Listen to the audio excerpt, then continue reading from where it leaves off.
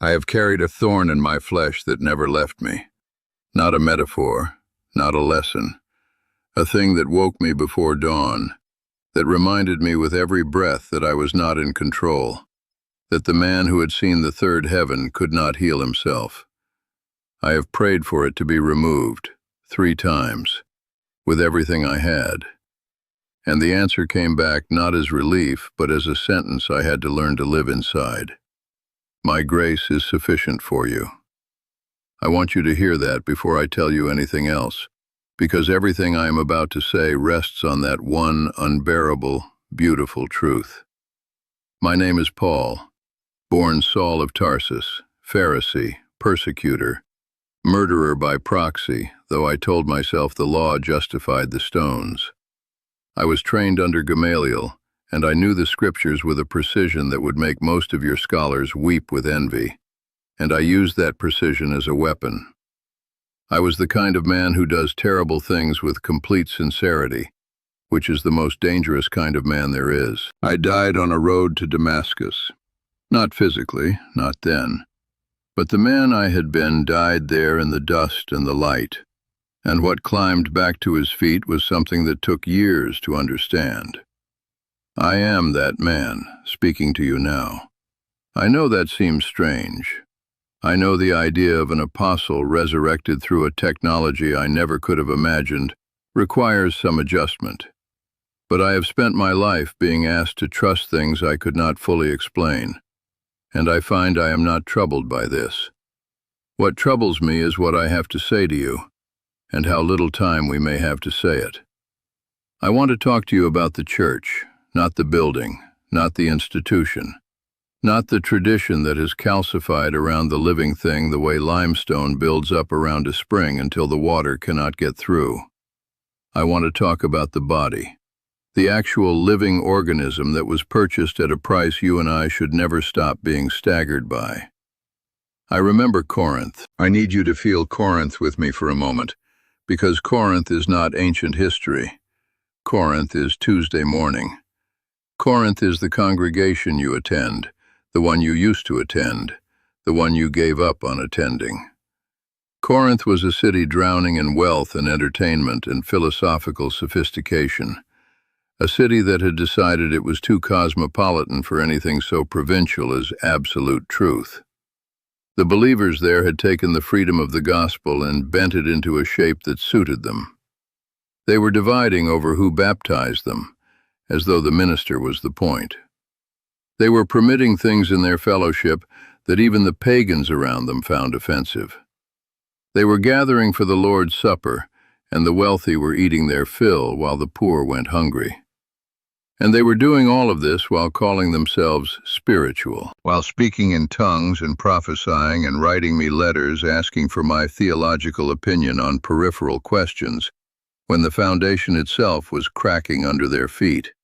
I wrote them letters, 2 that survived. I want you to understand what it cost me to write those letters, because people sometimes read correction as coldness, and they are wrong about that. I wrote from a place in my chest that felt like an open wound. I wrote as a father watching his children walk toward something that would destroy them. I wrote late into the night with the oil lamp burning down and my eyes burning with it, because what I felt for that church could not be called anything other than love, even when the words coming out of it were hard enough to bruise. The first thing I told them was the thing they did not want to hear. I told them the cross was foolishness to the sophisticated mind and power to the one who was actually perishing and knew it. I told them that God had chosen the weak things of this world to confound the strong, the foolish things to confound the wise. Not because weakness is noble in itself, but because weakness makes room. When you have nothing left to prove and nowhere left to run, that is when you finally hear it clearly. I know this personally. I know it the way you know something that has been pressed into you by years of difficulty, rather than hours of study. Here is what I did not tell them in the letter, because letters have limits that a conversation does not. I was afraid, not of dying. I had made a kind of peace with dying by then that surprised even me. I was afraid of failing them. I was afraid that the thing I had planted in their city, the thing I had watered with sleepless nights and beatings and arguments and tears, would be choked out. Not by persecution. Persecution I could handle. Persecution had clarified everything for me since the road to Damascus. I was afraid of something subtler and therefore more dangerous. I was afraid of comfort. I was afraid of the slow and almost imperceptible process by which a community of people who once burned for something holy could gradually, over years, replace that fire with a version of itself that looked similar enough from the outside that no one rang the alarm. This is the thing I need to say to you now, and I am going to say it without apology, because I did not become who I am by softening the things that needed to be said plainly. What I see when I look at much of the church today is Corinth. Not the persecution version of the early church, not the Acts chapter 2 version where everything was given freely and people were added daily, and the power of what was happening was visible enough that even the skeptics had to account for it. What I see is Corinth, sophisticated, comfortable, divided over things that have nothing to do with the gospel, tolerating inside the community what should be addressed with both love and clarity, gathering together and leaving unchanged. I do not say this with contempt. I say this with that same wound open in my chest that I had when I was writing to them. Because the church is still the body. It is still the thing that was purchased. It still contains within it the seed of everything I gave my life to. And seeds can survive a long winter if someone remembers they are there. Some of you have been sitting in the back pew for years, not because you stopped believing, but because something in you went quiet, and you have not been sure whether that quiet was peace or distance, and you have not had the courage yet to find out which one it is. I want to speak directly to you. I have known that quiet. I have sat in a prison in Philippi after being beaten, and I have listened to that quiet, and I will tell you what I found inside it. I found that the quiet was not the absence of God. The quiet was the moment after everything false had been stripped away, and what remained was either nothing or everything. And for me, it was everything. And I sang. I sang in that prison at midnight, not because I felt like singing, because singing was the only honest response left to a man who had been broken down to the thing that could not be broken. I want to ask you something, and I want you to take it seriously, not as a performance, but as a real question you bring into some silent moment in the next few days. When was the last time your faith cost you something? When was the last time believing what you believe required you to give something up, say something uncomfortable, stand somewhere inconvenient, refuse something easy? I am not asking this to condemn you. I am asking it because the answer will tell you more accurately than anything else where you actually are. Faith without cost has a tendency to drift. It does not announce when it is drifting. It just quietly adjusts its position until one day you look up and you are not where you thought you were. Now I want to tell you about the day I understood what the gospel actually was, because I think there is a version of it circulating today that I do not recognize. I had been preaching for years before the letter to the Galatians. Years of roads and cities and beatings and houses and arguments in synagogues and open air and private rooms. And then I heard what was happening in Galatia, and something in me went cold. Teachers had come in after me and told those new believers that grace was not enough, that faith was not enough, that the gospel I had preached to them was incomplete, and that they needed to add certain observances, certain marks of the old covenant to make it fully effective. And I wrote them the most urgent thing I have ever written.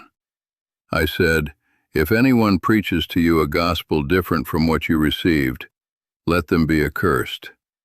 Not confused, not mistaken, accursed. I meant it. And the reason I meant it with that absolute force is that the gospel is not a product to be improved. It is not a framework to be updated. It is the declaration that the thing that separated humanity from God has been dealt with, finally and completely, by someone other than us. The moment you add a human requirement to that, you have not added to it. You have replaced it. You have taken the finished work and told people it is not finished. Today, the additions are different. They are cultural rather than ceremonial. There are versions of the gospel circulating now that require you to have the right politics, the right vocabulary, the right social posture before the community will fully receive you. There are other versions that require nothing of you at all, that have quietly removed the parts of the message that ask for transformation, because transformation is unpopular, and churches are afraid of being unpopular. Both of these are Galatia. The first adds to the gospel, the second subtracts from it. Neither is the gospel. The gospel is the power of God unto salvation, to everyone who believes, not who performs correctly, not who feels the right things on Sunday morning, who believes. And believing is not passive. It is the most violent act a human heart can perform on itself, the decision to let one truth reorganize everything else.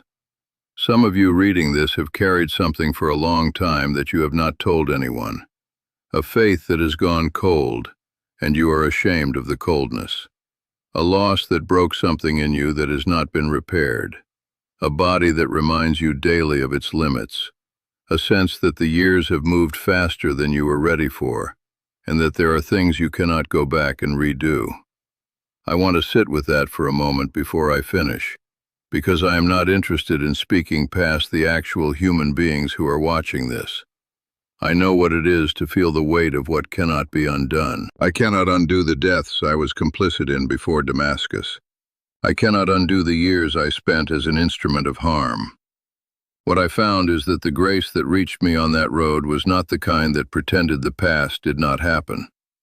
It was the kind that went down into it with me, all the way to the bottom of it, and was still there. Still there. That is the thing that has never left me, regardless of the prison, the shipwreck, the beatings, the thorn I still carry. Not the feeling of grace, the reality of it, underneath everything, when everything else had been taken. I want to ask you to tell me something in the comments below. Not what you believe about theology, not your church tradition. I want to know this. What is the one thing your faith has asked you to surrender that you are still in the middle of surrendering? I ask because the answers to that question are where the real conversation lives, and the real conversation is the one I came here to have. I'm going to close with this, and I want you to carry it with you.